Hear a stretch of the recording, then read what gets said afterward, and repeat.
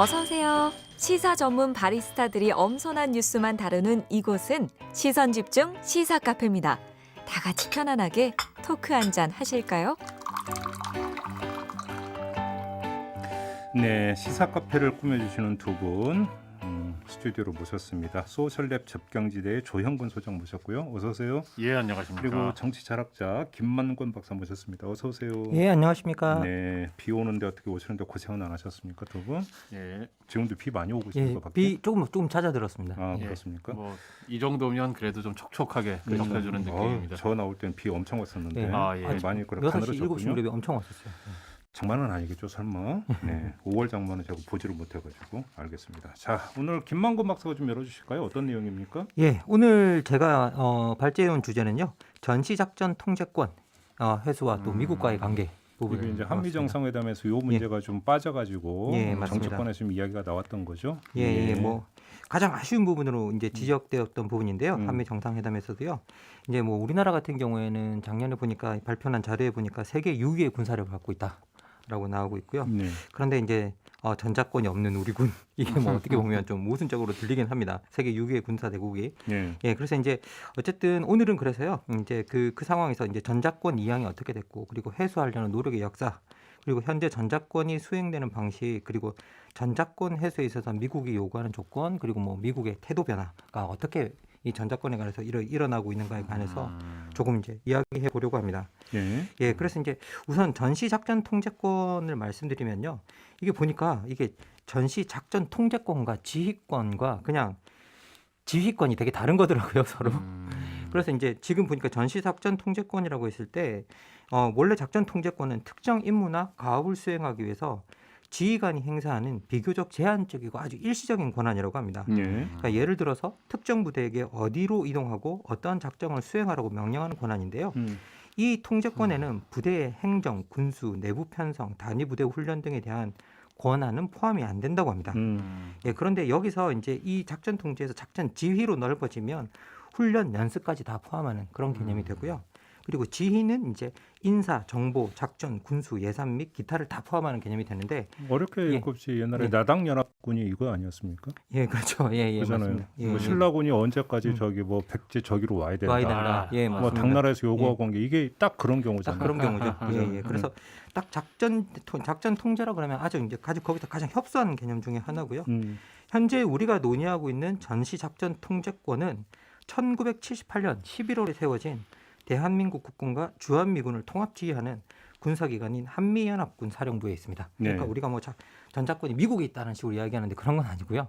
이게 한미연합군 사령부에 있고 근데 뭐냐 연합군 예. 사령관이 사령관이 맞습니다. 지금 주한미군 사령관이니까. 예, 주한미군 근데 이제 사령관이니까. 전시작전 통제권이 환수가 되면 이제 그 한국군이 예. 그 사령관을 맡게 되는. 예, 한국군 사성 장군이 이제 맡게 됩니다. 그렇죠. 이제 예, 미래연합사로 바뀌면서 음. 이제 하게 되고요. 예. 그리고 이제 전시의 한미연합 사령관이 한미 안보 협의 회의 그리고 한미 군사위원회 회의를 통해서 한미 양국 대통령의 지시를 받아서 지정된 부대를 지휘하는 제한된 권한이라고 합니다. 네. 예, 그래서 특히 이걸 전자권을 군 통수권과 혼동하는 경우가 있는데요.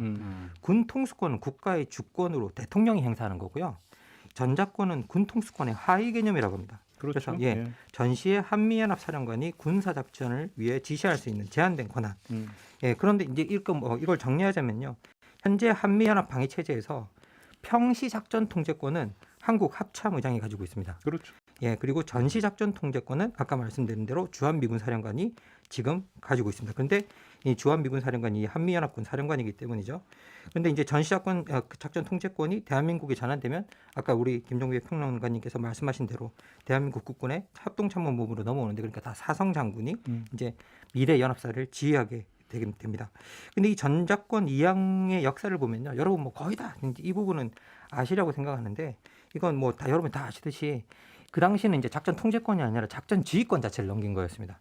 작전 지휘권을 한국은 6.25 당시에 이승만 대통령이 유엔군 사령관인 메가드 장군에게 이제 이걸 이양했는데요. 이때 메가드 장군이 1950년에 6월 29일경, 그러니까 뭐 6.25가 나고 나흘 뒤에 전황 파악을 위해서 경기도 수원에 왔는데 이미 전쟁이 발발하고 그 나흘간 상당히 한국군의 데미지가 심해서 피해가 너무 심해서 이제 군사적으로 독자적으로 행위하기 어렵다라는 이야기를 했었고 이에 메가더 장군이 이제 작전 지휘권의 이양을 요구했다고 합니다. 그래서 이걸 넘기게 되는 건데요.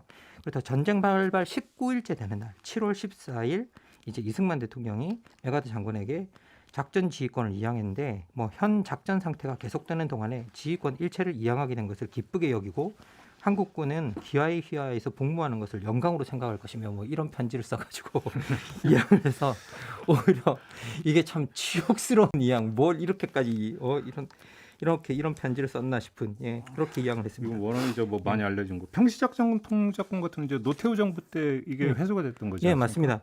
이게 그 사이에는 뭐 우리가 그 뭐 작전 그 통제권을 회수하지 못했었는데요.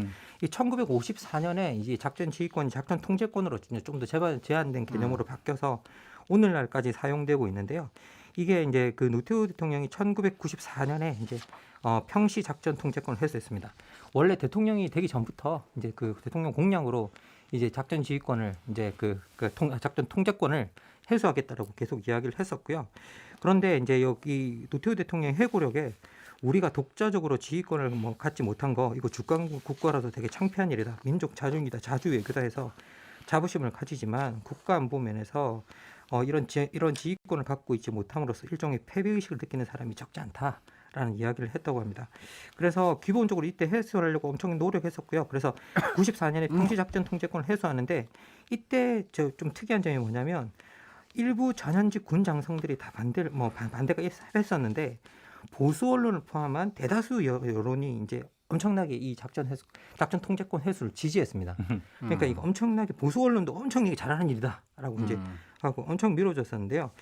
이게 아이러니하게 이제 2006년에 이제 노무현 대통령이 이런 작전 통제권을 해소하겠다라고 나서고 전작권 한수를 합의했을 때는 이게 아주 이제 그 반대 보도가 나오기 시작합니다. 이게 보니까 보수 언론들의 태도가 돌변하는데요.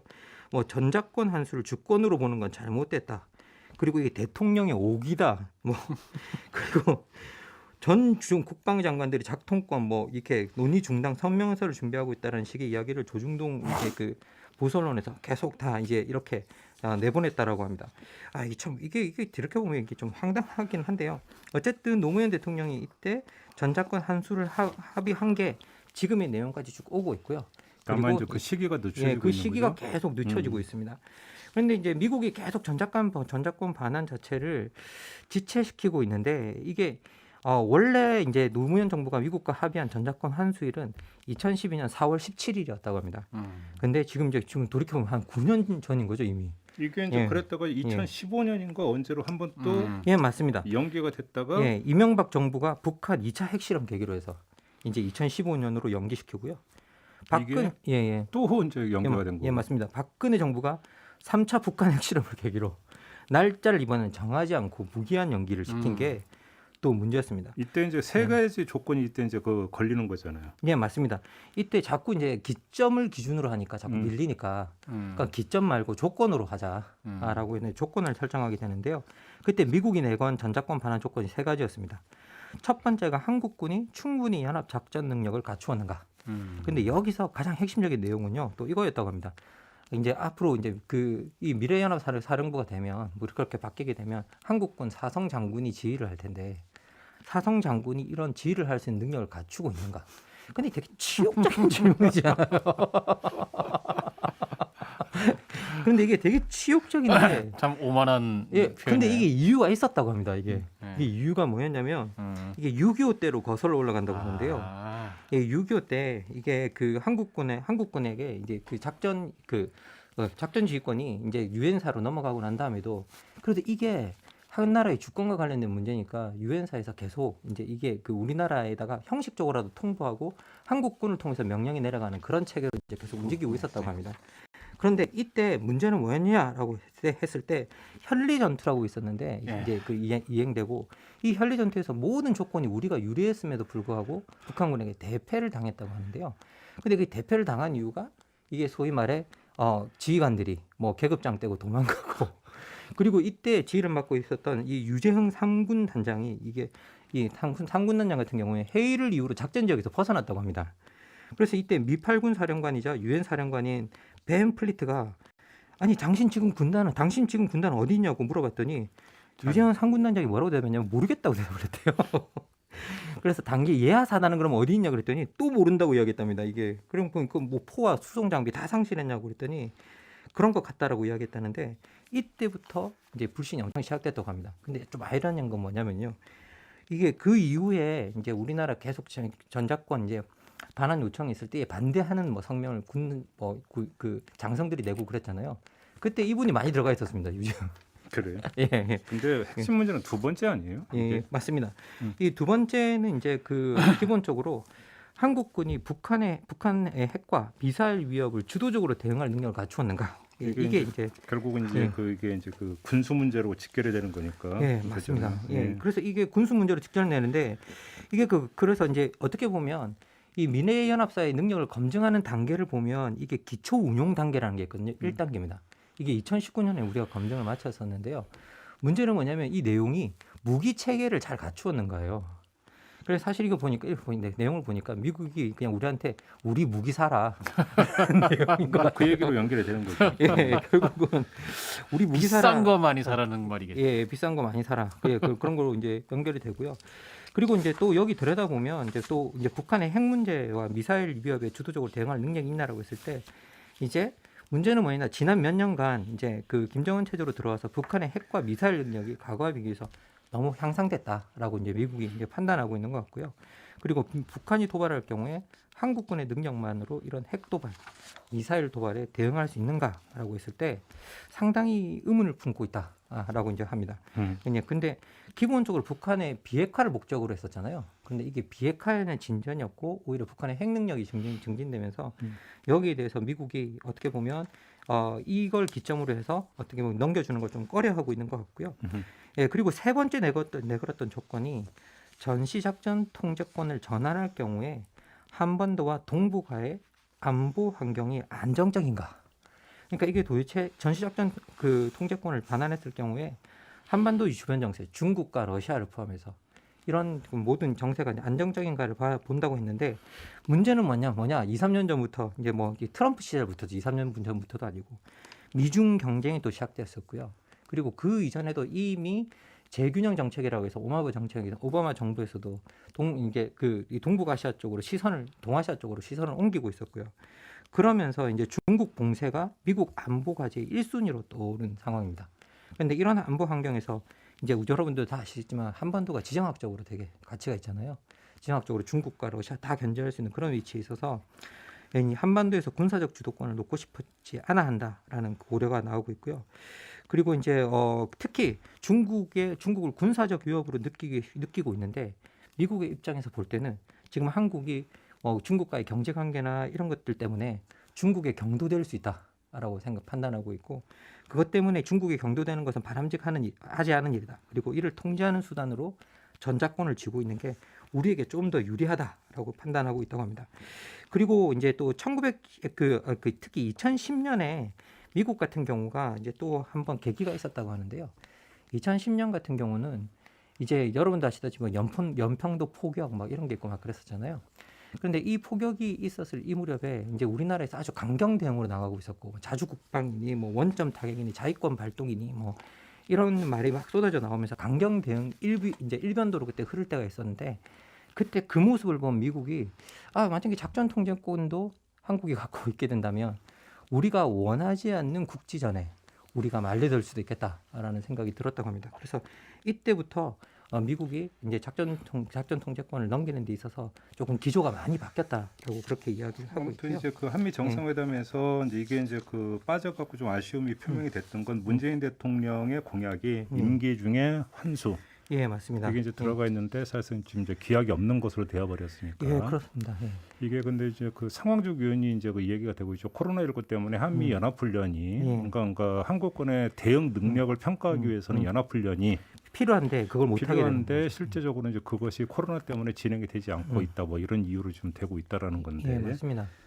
이제 이 문제가 아무튼 문재인 대통령 임기 내에 환수는 사실상 거의 물 건너갔다. 사실 그렇게 봐야 되는데요. 이게 왜냐하면 이 세 가지 검증 단계가 있는데 작전 수행 능력이 있어서 기초 운영 능력은 우리가 2019년에 증명을 했습니다.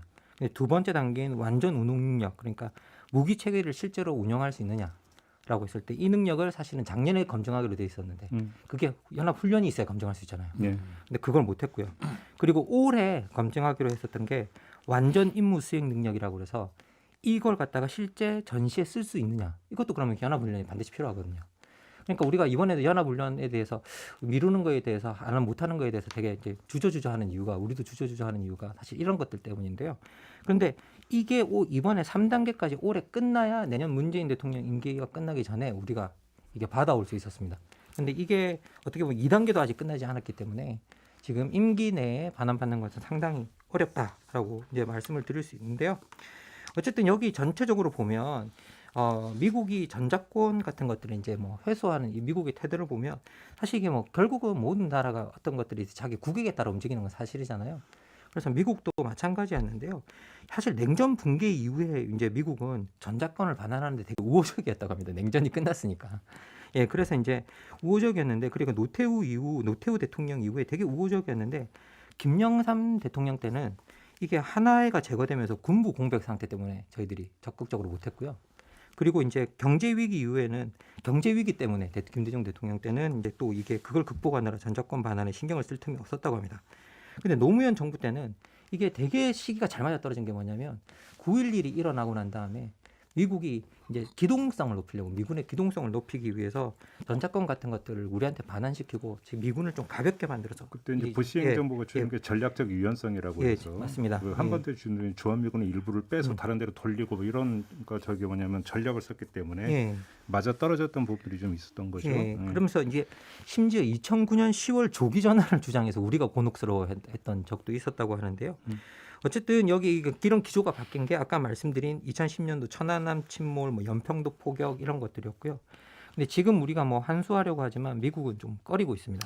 이게 또 이제 특히나 이제 그 최근에 인도 태평양 전략하고도 맞물려 있는 부분이 좀 있을 거예요. 그러니까 아시아과 중시 전략이 어떤 또 이제 그 나오면서 거기서 미국의 대외 전략이 좀 변경됐던 부분들도 일정하게 작용하고 있는 거 아니냐 이런 분석도 있던데 아무튼 한미 정상회담에서는 합의 내용에 빠져 있었다는 점을 다시 한번 환기를 시켜드리고요. 자, 다음 이야기로 넘어가죠. 이번에 조영근 소장 어떤 내용 준비해 오셨습니까? 예, 저는 국가보안법 폐지 혹은 개정 논란에 대해서 한번 알아볼까 합니다. 지난 5월 19일이었죠. 국회 국민입법청원이 10만 명을 돌파하면서 국가보안법 폐지해달라라고 하는 이런 청원이 국회 법제사법위원회로 회부가 됐습니다. 다음 날인 5월 20일에 정의당이 이제 국가보안법 폐지를 당론으로 확정을 했고요. 강은미 정의당 의원이 대표 발의를 한 폐지안에 정의당 소속 의원은 물론이지만 이제 이용빈 더불어민주당 의원, 김홍걸 양정숙 무소속 의원, 용해인 기본소득당 의원 등이 동참을 한 상태입니다. 정의당은 이제 민주당과 국민의힘 양당에 대해서 국가보안법 폐지 당론을 확정하라 이렇게 촉구를 하고 있는 상황인데요. 두 당은 현재까지는 공식적으로는 대응을 하지 않고 신중한 자세를 유지하고 있다 이렇게 알려지고 있습니다. 이거하고 별도로 이제 개별 의원 차원들에서는 움직임이 있는데요. 더불어민주당 민형배 의원이 국가보안법을 전면 폐지하는 특별법을 준비하고 있는 것으로 알려지고 있고요. 또 폐지안과는 별도로 현재 국회 법제사법위원회에 이규민 민주당 의원이 작년 11월에 대표 발의한 국보법 개정안이 상정돼 있습니다. 소위 반국가단체 찬양 고무 조항으로 유명하죠. 소위 이제 그 국가보안법 7조, 이 7조를 삭제하는 개정안 이것도 현재 올라와 있어서 여러 갈래로 지금 폐지냐 삭제냐 이런 논란이 지금 다시 이제 새롭게 이게 국회 진행되고 있는 움직임도 상황입니다. 움직임이지만 이거 지금 최근에 이제 문제가 된 게 김일성 회고로 맞습니다. 세기와 더불어 김일성 회고로 이제 출판 지금 이제 수사에 들어가지 않았습니까? 출판사 압수수색까지 있었는데 그건 어떻게 보세요? 저는 제 개인적인 입장만 말씀드리면 제가 오늘 이야기에 뭐 쓸까 말까 하다가 말았었는데 저는 해야 된다고 생각해요. 괜찮다고 생각합니다. 그 뭐 출판하는 거. 출판이 괜찮다. 저는 수색하는 거 괜찮다는 줄 거거든요. 아니요. 출판 괜찮고요. 저기 이 유명한 올해 탄생 100주년이어 가지고 지금 굉장히 문학계에서 많이 업적을 기른 행사가 많은 김수영 시인이 있습니다. 굉장히 유명한 우리 한국 현대시 모더니즘을 개척한 시인으로 지금까지 큰 영향을 미치는 시인이죠. 김수영 시인이 살아생전에 끝내 발표하지 못했던 시가 있는데요. 김일성 만세. 예, 김일성 만세. 예. 그게 이제 김수영 시인은 자유주의자죠. 예, 공산주의를 반대한 사람입니다. 그런데 이게 참된 자유주의자로서 남한에 우리나라에 뭐가 하나가 못하냐. 4.19 직후에 쓴 건데 자유로운 세상이 됐지만 우리 아직 자유롭지 않다 이런 취지로 쓴 겁니다.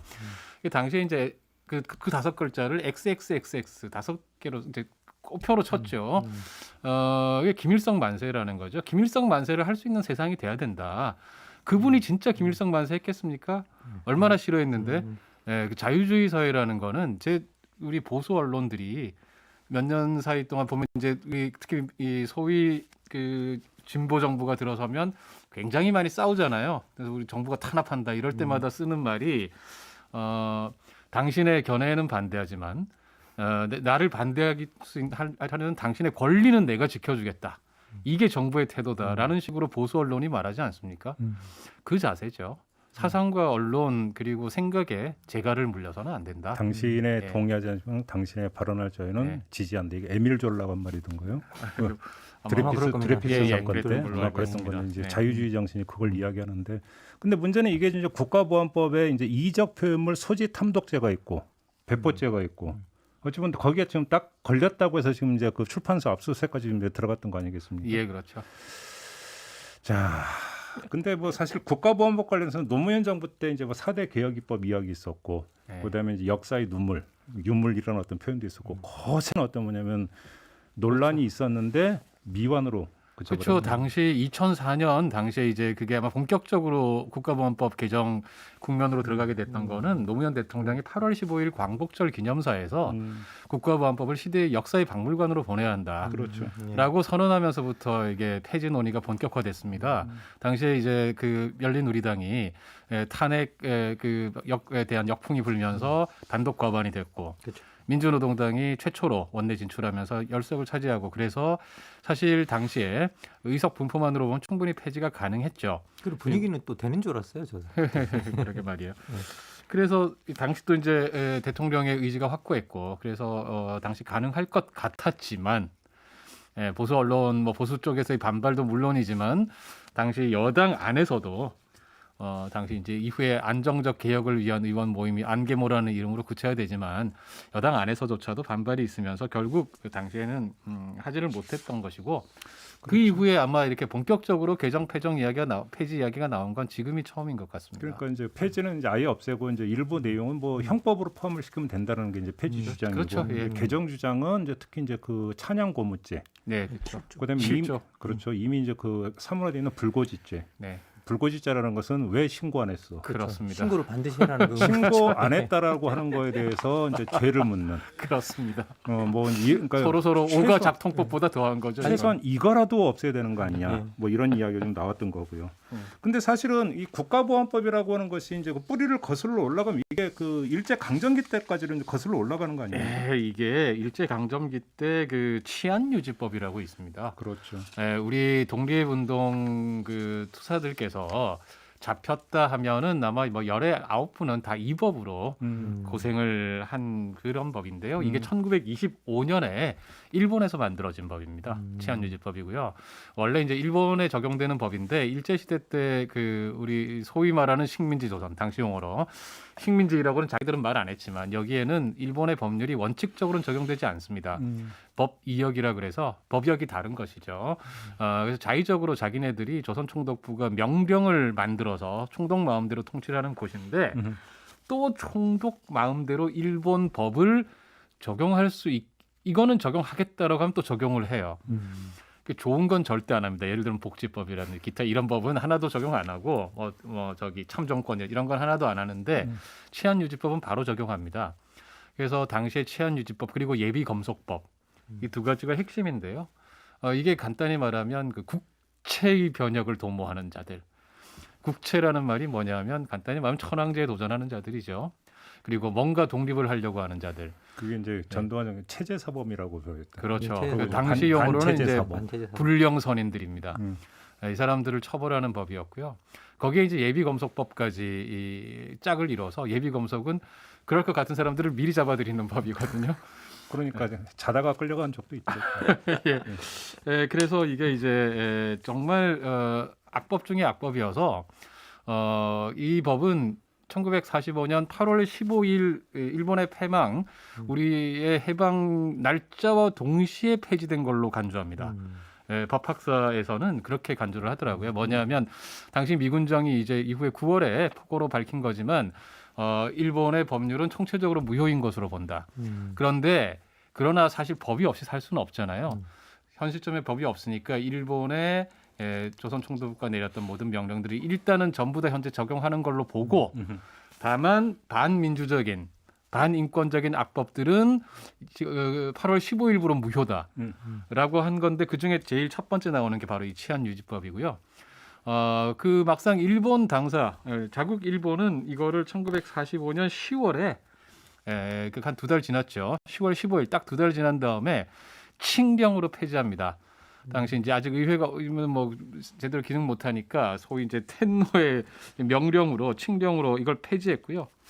문제는 미군정도 자동 폐기됐다라고 이야기하고 일본도 폐지를 했는데 우리나라에서는 그 1948년 우리가 8월 15일에 정부 수립한 다음에 10번째 법률로 아직 일반 형법을 만들기 전에 형법의 특별법인 국가보안법을 치안유지법을 거의 그대로 가져와서 만들었다는 것이죠. 당시 상황을 보면 당시 이제 여순 반란이 있었습니다. 여순 반란이라고 하는 게 이제 제주 4.3 저기 항쟁에 대해서 반란을 진압하라고 명령을 받은 여수 순천 지역의 군인들이 반란을 일으킨 건데 이걸 진압하는 과정에서 이런 법이 필요하겠다라고 해서 급조를 한 건데요. 보니까 치안유지법이 있는 거죠. 거의 그대로 가져와서 쓴 것이고 당시 이게 좀 흥미로운 것은 이승만 정부가 정부 입법을 한 게 아닙니다. 국회 입법이었습니다. 그러니까 뭐냐면 이 국회 내에 이승만 지지를 하는 국회의원들 더하기 가장 강력한 야당이었죠. 한국민주당, 한민당이 함께 만든 법입니다. 아시다시피 이제 한민당이 이 친일 지주 세력이 주축이 되었던 당이잖아요. 그렇죠. 그 국회 입법이 8월 15일에 정부 수립 후에 세 번째 입법된 게 바로 그 반민특위법입니다. 그래서 당시에 이제 친일 청산 국면이 일고 있었거든요. 이걸 뒤집어 엎어야 되는 거예요. 어떻게든. 그래서 한민당이 당시 이제 이승만 정권과는 초기에는 협조하다가 이때는 이미 돌아섰을 때인데 그럼에도 불구하고 협조해서 함께 만든 법이었던 것이죠. 그러니까요. 이제 그래서 이제 국회에서 이제 그 뭐 개정이든 폐지든 지금 입법 움직임이 나타나고 있다고 조금 전에 조영근 소장이 이제 소개를 해주셨는데 과연 본격화될 것인지는 솔직히 좀 잘 모르겠습니다. 그것이 하나의 어떤 그 리트머스 시험제가 저는 김일성 회고로 출간 사건이라고 보는데 재미난 현상이 국회에서 어떤 의원도 그 지금 수사에 대해서 이야기는 혹시 들어보셨습니까? 수사에 대해서 어떤 평가하는 거? 제가 그러니까 뭐 뉴스를 전부 다 보지는 못하기 때문에 혹시 제가 놓쳤다면 할 말은 없습니다만 저는 들어본 적 없거든요. 그다음에 우리 언론이 이 사건에 대해서 뭐 진보는 진보대로 보수는 보수대로 적극 보도하는 거 보셨습니까? 말을 하고 싶지 않은 거죠. 골치 아파지니까. 그러니까 지금 진보 보수 모두가 이유는 다르겠지만 뒤로 지금 물리고 있지 않습니까? 이런 상태에서 과연 이게 입법 움직임이 본격화될까? 특히 대선을 앞두고 제가 볼 땐 별로 그럴 것 같지가 않아요. 그렇지 않습니까? 특히 대선 앞이라 더 어려울 것 같아요. 네, 그렇습니다. 상황이 뭐 결코 쉬운 건 아니고 소위 말해서 정치적인 그 정세라고 하나요? 사람들의 관심이 쏠리고 이 법을 폐지해야 되겠다 막 이런 그 분위기가 막 만들어지고 이런 관점에서 보면 지금 별로 좋은 타이밍은 아닌 것 같아요. 여러 가지 상황에서 게다가 코로나 시국에 어려운 점들도 많고 지금 꼭 이거 해야 돼. 이런 거는 역시 정치하시는 분들은 그런 것까지도 고려할 텐데 뭐 저희야 뭐 그걸 좀 따질 문제는 아니고 조금 더 저희 사회 한국 사회에서 지금 이게 71년이 된 법인데요. 71년, 72년인가요? 그야말로 이제 오랫동안 사실은 이 치안유지법 시절부터 따지고 보면 90년이 된 법입니다. 이런 법을 한국 사회가 이대로 언제까지 그냥 놔둘 거냐. 사실 아시겠지만 이 국가보안법은 국제사회에서 한국을 비판할 때 단골 소재로 유엔 인권사회이사회라든지 유엔 자유권규약위원회라든지 아니면 미국 국무부라든지 단골로 한국에 이거 폐지해라고 늘 권고받고 어디 나가면 좀 부끄러워지는 체제수호법이 이렇게 존재하고 더 나아가서 생각과 의도만으로 처벌을 한다라는 근대 형법의 기본 원리를 이건 위반하는 법 원리죠. 저 행위를 처벌하는 건데. 저 행위를 처벌해야 되는데 그게 아니고 너 이거 하려고 했지라고 하면서 처벌한다는 게 사실은 이게 좀 야만적인 것입니다. 굉장히 부끄러운 거고 일부 극소수 사회주의 국가, 아직까지도 유지되고 있는 사회주의 국가라든지 아니면 매우 장기 독재 국가 이런 나라에서나 있을 법한 법률을 아직도 우리나라에서는 가지고 북한의 노동신문이나 어떤 북한의 어떤 그 출판물이나 이런 걸 보려면 허가 저게 있죠. 학자들 같은 경우 그렇습니다. 열람처 접근권이 아마 그 네. 정부에서 발급하는 걸로 알고 있는데 예, 맞습니다. 그런 거 다 그걸 하고서 해야 되죠. 발급받지 못하고 만약에 접근해서 본다면 이적 표현물 탐독죄에 이제 걸리게 되는 거죠. 그렇습니다. 그렇게 되는 거죠. 이게 이제 저 같은 사람이 보면 이제 그렇습니다. 걸리는, 이게 되게 우스꽝스러운 게 사실은 그래서 이 법이 지금 현실하고 굉장히 안 맞거든요. 현실하고 안 맞다 보니까 이게 뭐라고 우리 귀에 걸면 귀걸이, 코에 걸면 코걸이. 사실은 거의 대부분의 경우에 이 법을 실제로 적용 안 하는 겁니다. 아니 지금 예를 들어서 네. 국가보안법도 회합통신죄가 있잖아요. 그렇습니다. 그러니까 만약에 그걸 제대로 하면 지금 저기 감옥 가야 되는 사람이 수만 명 될 거요? 그럼요. 이게 하나 에피소드가 있는데 네. 제가 박사 논문 쓸 때 이제 자료 중에 일부러 북한 자료 이제 북한 헌법 같은 걸 이렇게 보게 됐었거든요. 네네. 그런데 해외에서 이제 저희 지도 교수님이 우리나라의 국가보안법이 그런 걸 제한한다는 말을 들으신 거예요. 아, 네네네. 이적 표현물 탐독죄에 걸린 거예요. 그러면서 저한테 야 이런 거 너 이거 봐도 되냐고. 네. 이거 그래서 이거 학문적으로 이렇게 하는 거는 이런 거 가지고 그 정도 시비 거는 그런 국가는 이제 아니라고 제가 그렇게 말씀을 그렇게 드렸었는데 네. 이제 요즘 일어나는 일을 보면 제가 잘못 말한 건 아니 그게 왜 그러냐면 이런 걸 처벌하냐 처벌하지 않느냐의 핵심이 그러한 행위를 한 것이 대한민국을 위태롭게 하고 자유민주적 기본 질서를 위태롭게 하는지를 알고서 했는지 안 했는지가 핵심이에요. 알았는지 안 알았는지는 재판부가 판단하는 것입니다. 이 라떼 얘기가 과연 욕먹을지 모르겠지만 옛날에 권위정부 시절에 실화인지 아닌지는 모르겠는데요. 한 해외에서 그 박사학위를 따고 이제 국내 귀국하는 그 학자가 공항에서 걸렸다는 거 아닙니까? 국가보안법으로 처벌받았다. 그 이제 소지했던 책이 문제가 됐는데 네. 그 책이 왜 그 원서였는데 한국으로 보는 건 소련에서의 반공산주의 운동에 관한 연구 뭐 이런 책이었는데 네. 영어 원서라 검열 요원이 영어만 봤대요. 소비에트 나오죠. 소비에트 나오니까 안티 나오죠. 네. 커뮤니즘 나오죠. 네. 무브먼트 나오죠. 그러니까 이 빨갱이.